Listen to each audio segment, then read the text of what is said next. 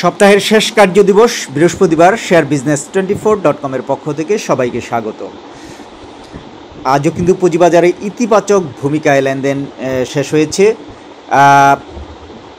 ডিএসসির প্রধান সূচক আজ 53 পয়েন্ট বেড়ে 5333 পয়েন্টে উঠে এসেছে। গত এক বছরের মার্কেট রিটার্নে কিন্তু নেগেটিভ প্রবণতা কিছুটা কমে এসেছে, -15.73%-এ নেমে এসেছে। অন্যদিকে গত 6 মাসে মার্কেট রিটার্ন -14.34%। আজ কিন্তু 291টি প্রতিষ্ঠানের দর বেড়েছে, কমেছে 64টির এবং 60টি প্রতিষ্ঠানের দর ছিল অপরিবর্তিত। আজ পজিটিভ ইন্ডেক্স শেয়ারগুলোর প্রথমেই ছিল গ্রামীণফোন, তারপরে আইসিবি, তারপর Walton Hitech, Lafarge, Holcim, BAT BC, Square Pharma, Best Holding, Beximco Pharma, Techno Drugs ও বিকন ফার্মা। অন্যদিকে ইন্ডেক্স নেগেটিভ কন্ট্রিবিউটর যে শেয়ারগুলো ছিল, প্রথমে ছিল রবি আজিয়াটা, তারপরে ইউনিলিভার, তারপরে Rupali Bank, Jamuna Oil, NRB Bank, AB Bank, NRB C Bank এবং পিটিএল, ইউসিবি, ওরিয়ন ইনফিউশন। বাজারে আজ কিন্তু পজিটিভ ইন্ডেক্স মুভের পিছনে বাজার সংশ্লিষ্টরা বলছেন যে পুঁজিবাজারের যে বর্তমান যে কোটা আন্দোলনকে ঘিরে একটি স্বাভাবিক অবস্থানের দিকে যাচ্ছে এবং ধীরে ধীরে কিন্তু যেমন কারফিউর শিথিলের সময় বাড়ছে এবং স্বাভাবিক অবস্থায় ফিরে যাচ্ছে।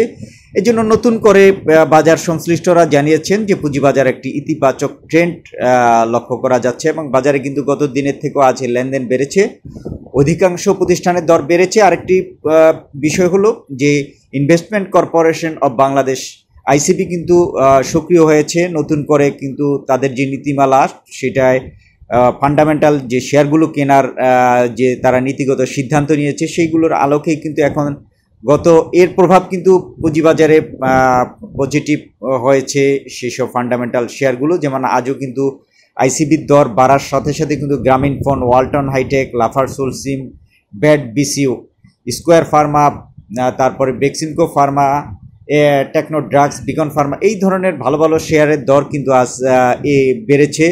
এর প্রভাব পড়েছে আইসিবির সক্রিয় ভূমিকায় বলে জানিয়েছেন বাজার সংশ্লিষ্টরা। এখন আমরা কয়েকটি নিউজ দেখব। প্রথমেই আমরা জানাবো যে ন্যাশনাল হাউজিং এর লভ্যাংশ ঘোষণা করেছে। এই প্রতিষ্ঠানটি 10% নগদ লভ্যাংশ ঘোষণা করেছে। আর অন্যদিকে আরেকটু কোম্পানি রয়েছে মেরিকো বাংলাদেশ, এই প্রতিষ্ঠানটিও কিন্তু বড় ধরনের লভ্যাংশ ঘোষণা করছে। মেরিকো 1000% অন্তর্বর্তীকালীন নগদ লভ্যাংশ ঘোষণা করেছে। আর আমরা আজ যে খবরটি বেশি দেখব সেটা হলো 10 কোম্পানির যে লাভ ক্ষতির হিসাব, সেটা গতকালকে জানিয়েছিলাম 26টি প্রতিষ্ঠানের। আজ কিন্তু আরও 10টি প্রতিষ্ঠানের লাভ ক্ষতির হিসাব আমরা তুলে ধরব। প্রথমেই আমরা দেখব যে আজ বাজারের কিছু তথ্য রয়েছে, যেমন কোটা আন্দোলনকে ঘিরে অনিশ্চয়তা ধীরে ধীরে কমে আসায় পুঁজিবাজারও এর ইতিবাচক প্রভাব পড়েছে বলে মনে করছেন বাজার সংশ্লিষ্টরা। এর ফলে নতুন করে আশার আলো দেখছেন বিনিয়োগকারীরা। আর বাজারের আজ আমরা দেখব 10 কোম্পানির লাভ ক্ষতির হিসাব। তার পৃথক খাতের 10 কোম্পানির প্রথম ও দ্বিতীয় প্রান্তিকের অনিরীক্ষিত আর্থিক প্রতিবেদন প্রকাশ করেছে। প্রথমেই দেখব রেকিট বেনকিজার গত 30 জুন 2024 তারিখে সমাপ্ত দ্বিতীয় প্রান্তিকের অনিরীক্ষিত আর্থিক প্রতিবেদন প্রকাশ করেছে প্রতিষ্ঠানটি। দ্বিতীয় প্রান্তিকে কোম্পানিটির শেয়ার প্রতি আয় হয়েছে 30 টাকা 12 পয়সা। গত অর্থ বছরের একই সময় যেখানে 31 টাকা 11 পয়সা আয় হয়েছিল।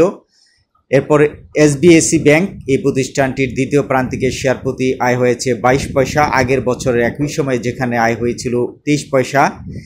এরপরে আমরা দেখব পাইনিয়ার ইন্স্যুরেন্স, এই প্রতিষ্ঠানটির দ্বিতীয় প্রান্তিকে শেয়ার প্রতি আয় হয়েছে 1 টাকা 18 পয়সা, এর আগের বছর একই সময় যেখানে 1 টাকা 30 পয়সা আয় হয়েছিল। এরপর ইউনাইটেড ফাইন্যান্স, এই প্রতিষ্ঠানটির দ্বিতীয় প্রান্তিকে শেয়ার প্রতি আয় হয়েছে 16 পয়সা, আগের বছর একই সময় যেখানে আয় হয়েছিল 13 পয়সা। এরপর প্রাইম ইন্স্যুরেন্স কোম্পানির, এই প্রতিষ্ঠানটির দ্বিতীয় প্রান্তিকে শেয়ার প্রতি আয় হয়েছে 53 পয়সা, গত বছর একই সময় যেখানে 82 পয়সা আয় হয়েছিল। এরপর ট্রাস্ট ব্যাংক, এই প্রতিষ্ঠানটির দ্বিতীয় প্রান্তিকে শেয়ার প্রতি আয় হয়েছে 1 টাকা 27 পয়সা, আগের বছর একই সময় যেখানে 1 টাকা 32 পয়সা আয় হয়েছিল। এরপর শিকদার ইন্স্যুরেন্স, এই প্রতিষ্ঠানটির দ্বিতীয় প্রান্তিকে শেয়ার প্রতি আয় হয়েছে 44 পয়সা, আগের বছর একই সময় যেখানে 43 পয়সা শেয়ার প্রতি আয় হয়েছিল। এবার বাংলাদেশ ন্যাশনাল ইন্স্যুরেন্স, এই প্রতিষ্ঠানটির শেয়ার প্রতি আয় হয়েছে 1 টাকা 7 পয়সা, আগের বছর একই সময় যেখানে আয় হয়েছিল 99 পয়সা। এরপর সিটি জেনারেল ইন্স্যুরেন্স 30 জুন 2024 সমাপ্তি দ্বিতীয় প্রান্তিকে প্রতিষ্ঠানটির শেয়ার প্রতি আয় হয়েছে 89 পয়সা, আগের বছর একই সময় যেখানে 81 পয়সা আয় হয়েছিল। এরপর ন্যাশনাল হাউজিংয়ের দ্বিতীয় প্রান্তিকে প্রতিষ্ঠানটির প্রথম প্রান্তিকে আয় হয়েছে শেয়ার প্রতি 30 পয়সা, গত বছর একই সময় যেখানে 52 পয়সা আয় হয়েছিল। এই ছিল প্রতিষ্ঠানগুলোর সমাপ্ত প্রথম ও দ্বিতীয় প্রান্তিকের আর্থিক প্রতিবেদন এর আর্থিক চিত্র। আশা করছি এই খবরগুলোর সাথে আপনারা মিলিয়ে তারপরে যদি বিনিয়োগের সিদ্ধান্ত নিতে পারেন তাহলে ইতিবাচক একটি ফলাফল পেতে পারেন। আমরা সবসময় চেষ্টা করছি যাতে বাজারের ভিতরে তথ্যগুলো জানানোর, এবং আপডেট তথ্য থাকলে তখন সেগুলোকে আমরা প্রাধান্য দিয়ে থাকি। আমাদের সাথে লাইক, কমেন্টস এবং সাবস্ক্রাইব করে পাশে থাকবেন, তাহলে আমরা ভালো ভালো আরও তথ্য দেওয়ার জন্য আরও উৎসাহিত হব। সবাইকে অসংখ্য ধন্যবাদ।